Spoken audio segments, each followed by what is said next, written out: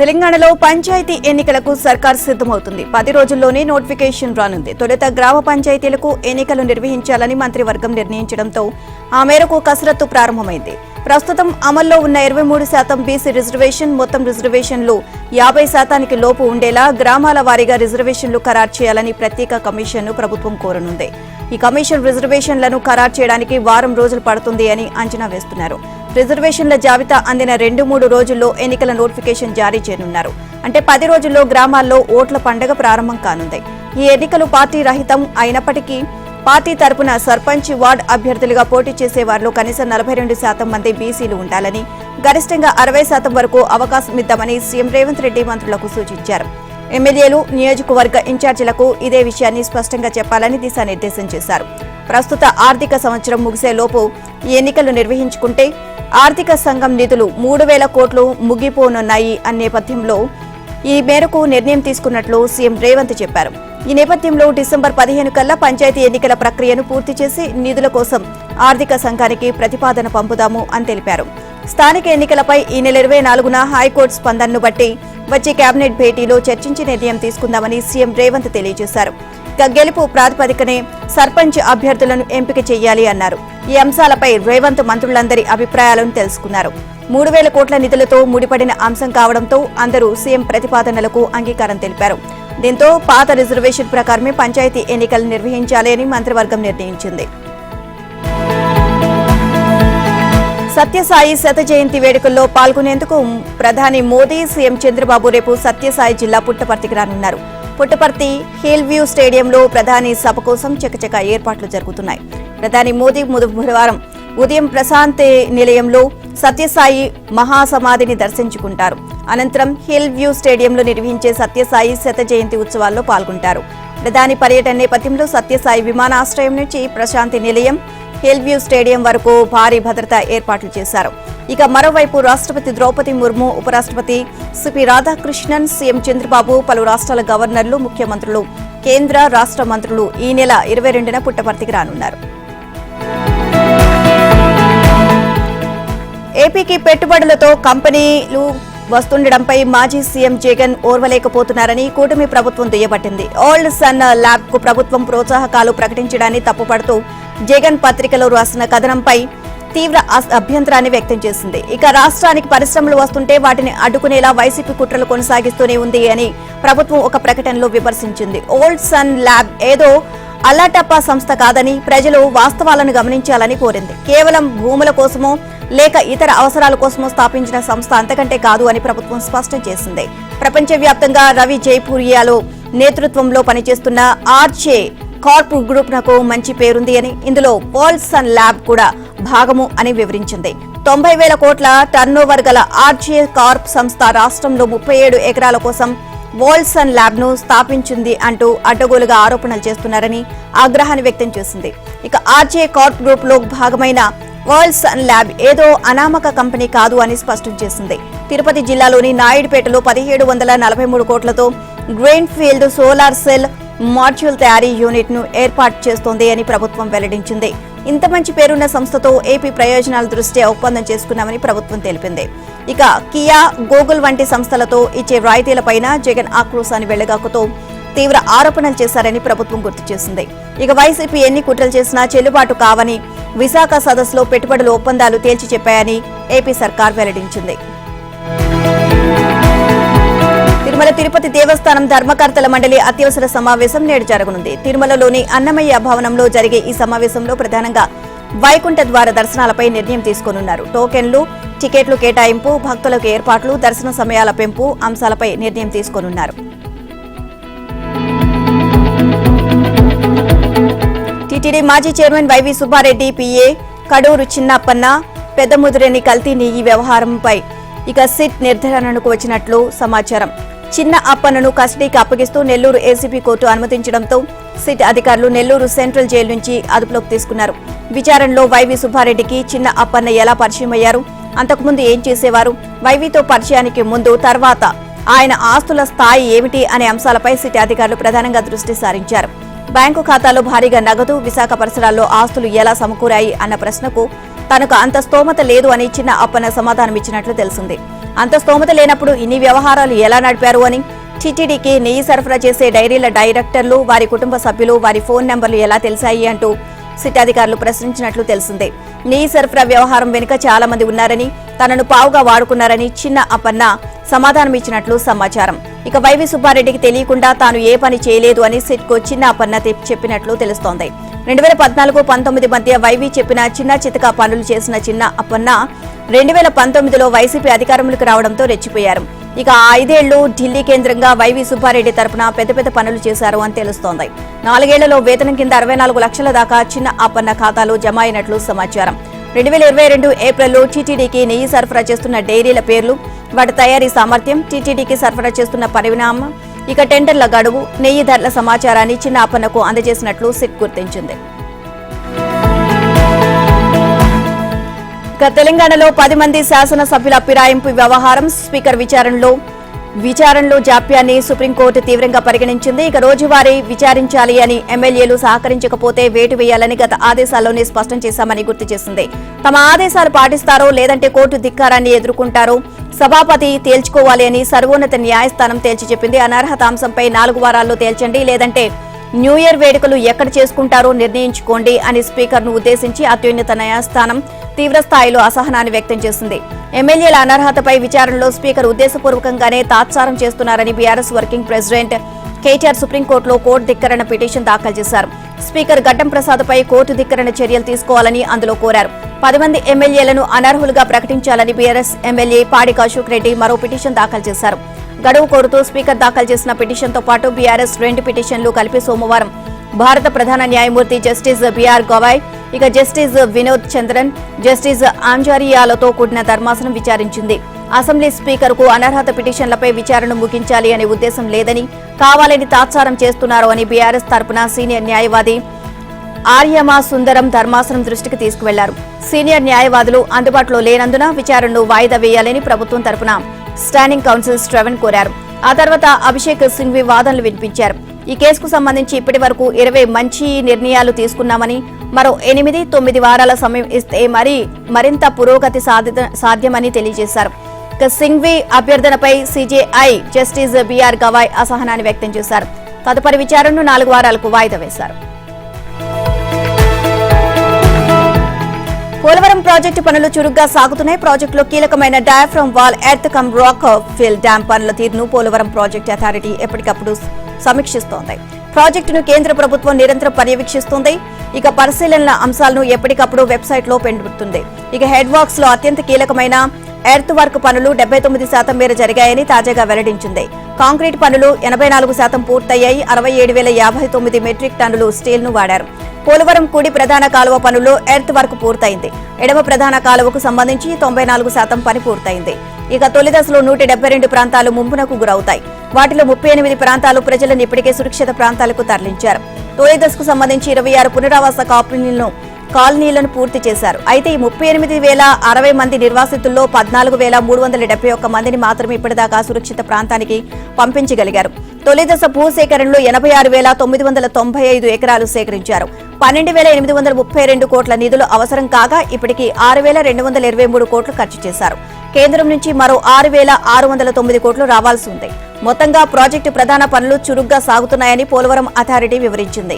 పోలవరం పనుల తీరు పరిశీలనకు వచ్చే నెలలో అంతర్జాతీయ నిపుణుల బృందం వస్తున్న తరుణంలో పనుల వేగం పెంచడంపై పీపీపీఏ దృష్టి సారించింది. గన్నవరం విమానాశ్రయం విస్తరణ కోసం భూ సమీకరణ పథకం కింద భూములిచ్చిన రైతులు వార్షిక కౌలు చెల్లించకపోవడాన్ని హైకోర్టు తప్పుపట్టింది. భూములు తీసుకున్న తర్వాత వాటిని వినియోగించుకున్నా లేకున్నా వార్షిక కౌలు చెల్లించాల్సిందేనని స్పష్టం చేసింది. ఈ వ్యవహారంపై పూర్తి వివరాలు సమర్పించాలి అని సిఆర్టీఏ రాష్ట్ర ప్రభుత్వాన్ని ఆదేశించింది. విచారణను ఈ నెల 24వ తేదీకి వాయిదా వేసింది. ఈ మేరకు హైకోర్టు న్యాయమూర్తి జస్టిస్ గన్నమనేని రామకృష్ణ ప్రసాద్ సోమవారం ఉత్తర్వులు ఇచ్చారు.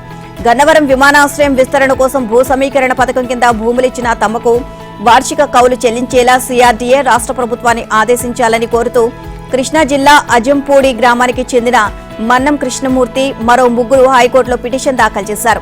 ఈ వ్యాజ్యం సోమవారం విచారణకు రాగా పిటిషనర్ తరపు న్యాయవాది ఉమేష్ చంద్ర వాదనలు వినిపించారు. గుంటూరులో అమరావతి రాజధాని ఐకాసా సమావేశమైంది. నిర్మాణానికి భూములిచ్చిన రైతుల సమస్యలపై చర్చించారు. కూటమి ప్రభుత్వం వచ్చి ఏడాదిన్నర అవుతున్నా తమ సమస్యలు పరిష్కారం కావడం లేదు అని రాజధాని రైతులు వాపోతున్నారు. ఆగస్టు నెలలో జరిగిన సమావేశంలో 14 ముఖ్యమైన సమస్యలను మంత్రి నారాయణ దృష్టికి తీసుకువెళ్లామని, అయినా కూడా ఇప్పటి వరకు అవి పరిష్కారం కాలేదు అన్నారు. సిఆర్డీఏ అధికారుల్ని కలిసినా పట్టించుకోవడం లేదు అని వాపోయారు. సమస్యలు పరిష్కరించాలని అధికారుల వద్దకు వెళితే అవమానించేలా మాట్లాడుతున్నారని రైతులు ఆవేదన వ్యక్తం చేస్తున్నారు. ప్రతి శుక్రవారం జరిగే గ్రీవెన్స్ లో తాము ఇచ్చిన అర్జీలు పక్కన పడేస్తున్నారు అని వాపోతున్నారు. ఇక త్వరలో ముఖ్యమంత్రితో సమావేశం నిర్వహించి అన్ని సమస్యలు పరిష్కారం ఇవ్వాలని కోరుతున్నారు. లేకపోతే ఈ నెలాఖరులో మరో సమావేశం ఏర్పాటు చేసి భవిష్యత్తు కార్యాచరణ ప్రకటిస్తామని హెచ్చరించారు. సిఆర్డీఏ అధికారుల వైఖరిపై ప్రధానంగా ఆరోపణలు వెల్లువెత్తుతున్నాయి. సీఎం చంద్రబాబు మంత్రులు ఎన్ని హామీలు ఇచ్చినా గ్రౌండ్ లో మాత్రం అధికారుల తీరు సరిగ్గా లేదని రైతులు వాపోతున్నారు. సీఎంతో సమావేశం ఏర్పాటు చేస్తే తమ సమస్యలను డైరెక్ట్ గా చెప్పుకుంటామని చెబుతున్నారు. నకిలీ మద్యం తయారీ కేసులో ప్రధాన నిందితులను రెండోసారి సిట్ కస్టడీకి ఇస్తూ విజయవాడలోని 6వ అదనపు judicial first class magistrate court ఆదేశాలు ఇచ్చింది. ఈ కేసులో ప్రధాన నిందితులుగా ఉన్న అద్దేపల్లి జనార్దన్ రావు, జగన్మోహన్ రావులను మరింతగా విచారించేందుకు వారం రోజుల పాటు కస్టడీకి ఇవ్వాలని ఎక్సైజ్ పోలీసులు పిటిషన్ దాఖలు చేశారు. దీనిపై వాద ప్రతివాదనలు ముగియడంతో బుధవారం నుంచి 22 వరకు కస్టడీకి ఇస్తూ న్యాయాధికారి టి లెనిన్ బాబు సోమవారం తీర్పు వెలువరించారు. కాగా మద్యం కుంభకోణంలో విజయవాడలోని జిల్లా జైల్లో రిమాండ్ ఖైదీగా ఉన్న సజ్జల శ్రీధర్ రెడ్డికి కంటి వైద్య పరీక్షలు చేయించారు. తలనొప్పి ఎక్కువగా వస్తోంది అని ఆయన జైలు సిబ్బందికి చెబుతూ ఉండడంతో సోమవారం విజయవాడ ప్రభుత్వ ఆసుపత్రికి తీసుకువెళ్లి పరీక్షలు చేయించారు.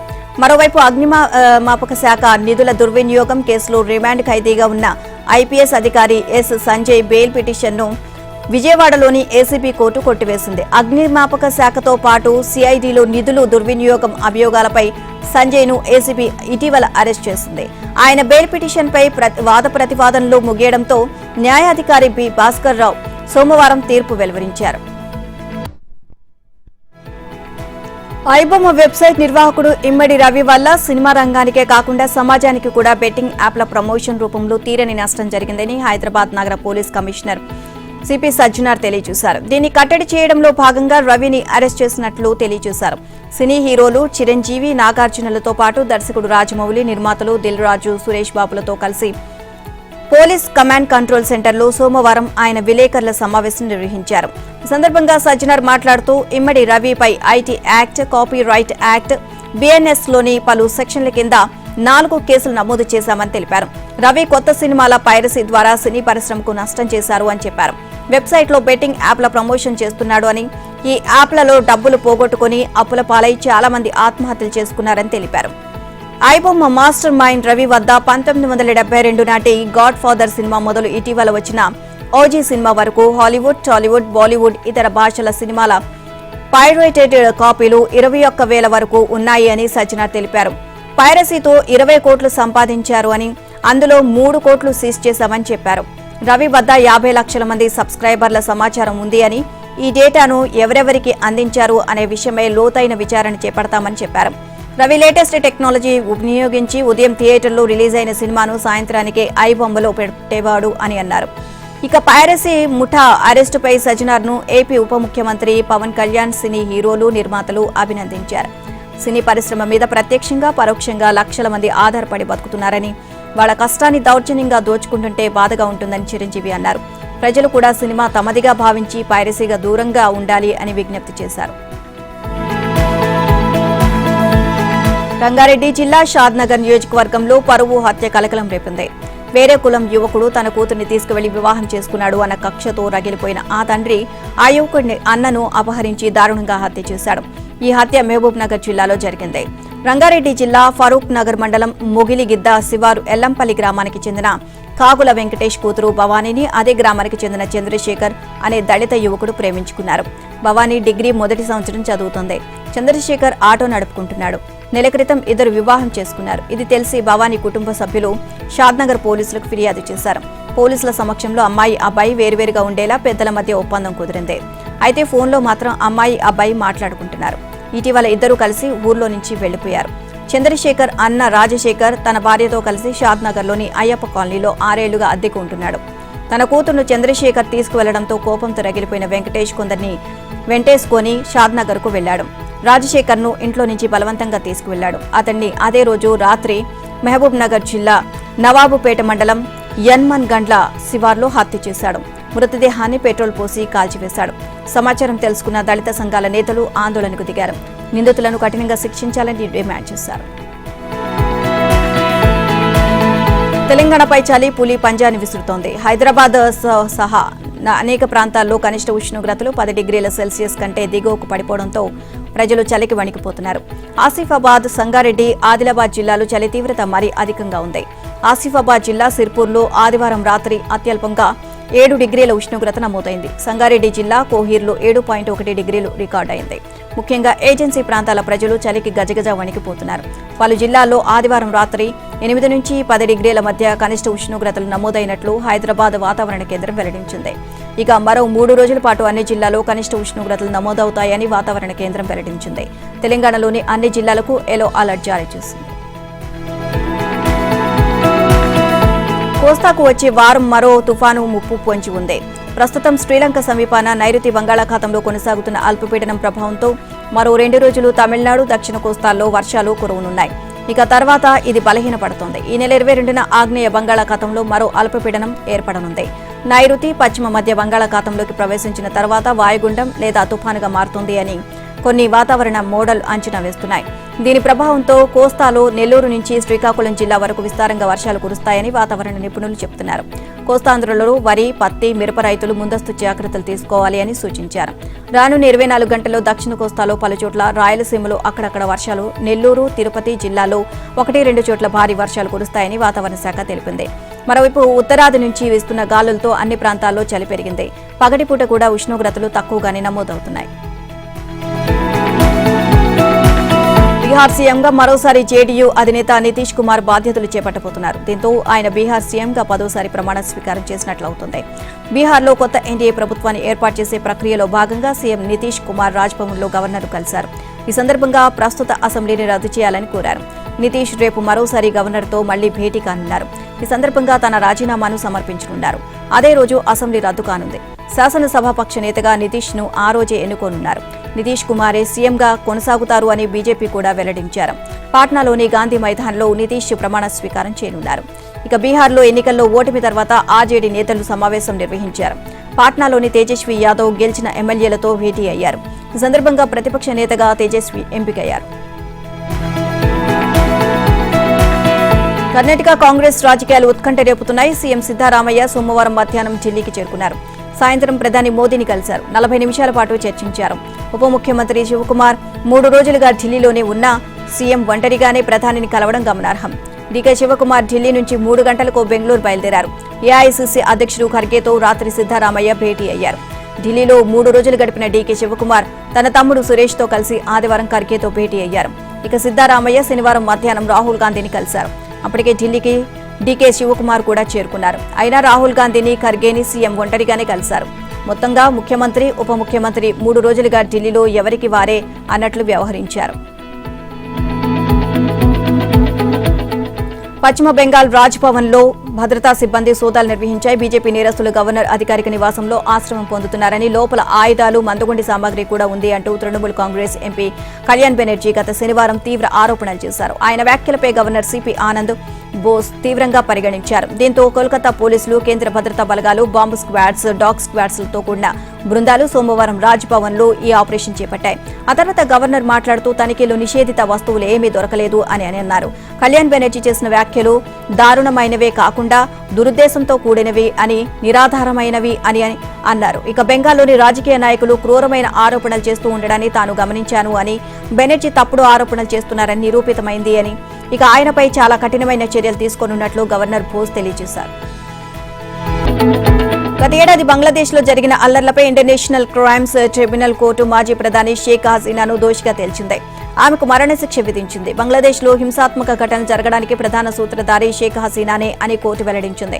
ప్రధాని పదవిలో ఉంటూ వ్యవస్థీకృత పద్ధతిలో ఆందోళనకారుల్ని చంపాలి అని ఆమె ఆదేశించారని ప్రాసిక్యూషన్ ఆరోపించింది. ఇందుకోసం అవసరమైతే హెలికాప్టర్లను ఉపయోగించాలని భద్రతా బలగాలకు సూచించినట్లు పేర్కొంది. హసీనా అధికారంలో ఉండేందుకు బల ప్రయోగం చేశారని, గాయపడిన వారికి వైద్యం అందించేందుకు సైతం నిరాకరించి కఠినంగా ప్రవర్తించారు అని న్యాయమూర్తి తీర్పులో ప్రస్తావించారు. గత ఏడాది జూలై, ఆగస్టులో జరిగిన ఆందోళనలో 1400 మంది మృతి చెందారని ఐసీటీ న్యాయమూర్తి వెల్లడించారు. హసీనాకు వ్యతిరేకంగా నిరసన చేస్తున్న వారిని చంపేయమని ఆమె ఆదేశాలు ఇచ్చారని పేర్కొన్నారు. ఈ కేసులో మాజీ హోంమంత్రికి సైతం కోర్టు మరణశిక్ష విధించింది. పోలీసు మాజీ చీఫ్ చౌదరి అబ్దుల్లాకు 5 ఏళ్లు జైలు శిక్ష విధిస్తూ తీర్పు వెలువరించింది. మరోవైపు ఈ తీర్పుపై షేక్ హసీనా స్పందించారు. మహమ్మద్ యూనస్ నేతృత్వంలో తాత్కాలిక ప్రభుత్వం ఏర్పాటు చేసిన ట్రిబ్యునల్ ఈ తీర్పు ఇచ్చింది అని హసీనా ఆరోపించారు. ప్రజాస్వామ్యబద్ధంగా ఎన్నికలు కాని ప్రభుత్వంలోని కొందరు తీవ్రవాదులు తన పార్టీని రాజకీయంగా అంతం చేయాలి అనే దురుద్దేశంతోనే ఈ కుట్ర పన్నారు అని విమర్శించారు. తనపై మోపిన ఆరోపణలను సరైన న్యాయస్థానం ముందు ఎదుర్కోవడానికి తాను భయపడను అని స్పష్టం చేశారు. ఇక అవామీ పార్టీ లీగ్ కూడా ఈ తీర్పుపై మండిపడుతోంది. తీర్పు నేపథ్యంలో ఢాకాలో హై అలర్ట్ ప్రకటించింది. హింస చెలరేగే అవకాశం ఉండడంతో పోలీసులు, అధికారులు అప్రమత్తమయ్యారు. ఎవరైనా హింసాత్మక చర్యలకు దిగితే కాల్చివేయాలని అంటూ ఢాకా పోలీస్ చీఫ్ షేక్ మహమ్మద్ సజ్జద్ అలీ ఆదేశాలు జారీ చేశారు. ఒకప్పుడు అమెరికాను కుదిపేయగా ఇప్పుడు మరోసారి సంచలనంగా మారింది. ఈ ఫైల్స్ విడుదలకు గతంలో వెనుకాడిన ట్రంప్ ఇప్పుడు మాత్రం మరో అడుగు ముందుకు వేశారు. త్వరలో ఎప్స్టీన్ ఫైల్స్ బహిర్గతానికి సంబంధించిన బిల్లు ఓటింగ్ కు తీసుకురానున్నారు. ఈ నేపథ్యంలో ట్రంప్ ట్రూత్ వేదికగా కీలక వ్యాఖ్యలు చేశారు. దాయడానికి ఏమీ లేదని, రిపబ్లిక్ పార్టీ విజయాలను దృష్టి మళ్లించేందుకు డెమోక్రాట్లు తప్పుడు ప్రచారం చేస్తున్నారు అని ఆరోపించారు. మరోవైపు బిల్లుపై ట్రంప్ సపోర్ట్ జార్జియా ప్రతినిధి మార్టోరీ టేలర్ ట్రంప్పై విమర్శలు గుప్పించారు. ఇక ఇప్పటికిప్పుడు బిల్లును తీసుకురావడం ఏంటి అని ప్రశ్నించారు. ఇక ఎప్స్టీన్ ఫైల్స్ ను ఉన్న మహిళల పేర్లు బయటపెడితే వారి స్వేచ్ఛకు భంగం కలుగుతోంది అని మార్జోరీ మండిపడ్డారు. మార్జోరీ మాటలను ట్రంప్ కొట్టిపారేశారు. ఆమె మాటలను ఎవరూ పట్టించుకోరు అంటూ విమర్శించారు. ఎవరైనా అనుకున్న ఎప్స్టీన్ ఫైల్స్ ను విడుదల చేసి తీరుతాము అంటూ ట్రంప్ చేశారు. ఇక ఎప్స్టీన్ ఫైల్స్ విడుదల చేయాలి అంటూ బాధితులు వీడియోను విడుదల చేశారు. త్వరలో హౌస్ లో పెట్టబోయే బిల్లుకు మద్దతు ఇవ్వాలి అంటూ బాధితులు కోరారు. తాము బాల్యంలో ఉన్నప్పుడు ఎప్స్టీన్ తమకు ఎంతో నరకం చూపించారని, దాని నుంచి ఇంకా బయటపడలేదు అంటూ ఆవేదన వ్యక్తం చేశారు. ఇప్పటికైనా తమ బాధను అర్థం చేసుకుని బిల్లుకు అడ్డుపడొద్దు అంటూ కోరుతున్నారు. మరోవైపు ఎప్స్టీన్ ఫైల్స్ విడుదల అవుతున్న నేపథ్యంలో అమెరికాలో కొంతమంది ధనవంతుల గుండెల్లో రైళ్లు పరిగెడుతున్నాయి అని రాజకీయ విశ్లేషకులు చెబుతున్నారు. రష్యాతో వ్యాపారాలు చేసే దేశాలపై మరింత కఠినంగా వ్యవహరించాలని అమెరికా అధ్యక్షుడు డొనాల్డ్ ట్రంప్ నిర్ణయించుకున్నారు. రష్యా నుంచి వస్తువులను దిగుమతి చేసుకునే భారత్ వంటి కొన్ని దేశాలపై ఇప్పటికే సుంకాలను 25 వరకు పెంచారు. దానికి తోడు మరో 25% జరిమానా విధించారు. దాంతో అమెరికా విధించే టారిఫ్ 50% పెరిగింది. అది చాలదు అన్నట్లుగా టారిఫ్ ని ఏకంగా 500% పెంచాలని ప్రతిపాదించారు. ఈ మేరకు సోమవారం సెనెట్ లో బిల్లును ప్రవేశపెట్టారు. అది ఆమోదం పొందితే రష్యాతో వ్యాపారం చేసే అన్ని దేశాలపై సుంకాలు పెంచే చట్టబద్ధ అధికారం అమెరికాకు లభిస్తుంది. మరోవైపు ద్వైపాక్షిక వాణిజ్యంపై భారత్, అమెరికాల మధ్య జరుగుతున్న చర్చలు కీలక దశకు చేరుకున్న సమయంలో ట్రంప్ తీసుకున్న తాజా బిల్లు తీవ్ర ప్రభావం చూపనుంది. ఈ కారణంగా భారత్ కొన్ని అంశాల్లో తగ్గాల్సిన పరిస్థితి వచ్చింది. ఐపీఎల్ ఫ్రాంచైజీ రాజస్థాన్ రాయల్స్ ప్రధాన కోచ్ గా మరోసారి కుమార సంగక్కర నియమితమయ్యాడు. ఇక ఈ ఏడాదే రాహుల్ ద్రవిడ్ అతడి స్థానంలో వచ్చినా ఇటీవలే ఆ పదవి నుంచి వైదొలిగాడు. దీంతో ఆర్ఆర్ తిరిగి సంగక్కర వైపే మొగ్గు చూపింది. ఇక తన సెక్షన్లో జట్టు 2022లో ఫైనల్ కు చేరగా 2024లో ప్లే ఆఫ్స్ లో ఆడింది.